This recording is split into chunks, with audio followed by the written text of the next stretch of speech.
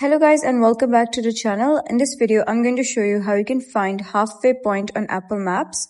So let's get started.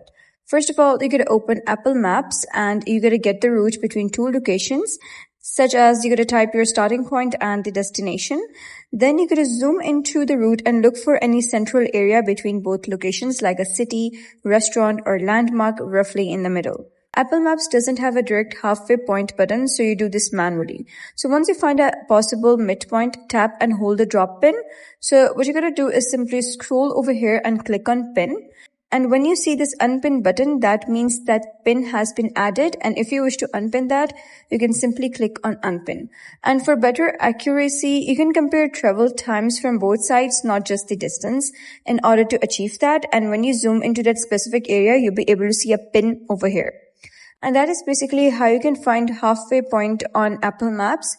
So if you found this guide helpful, please consider subscribing and leaving a like. It really helps me out, and I'll see you next time.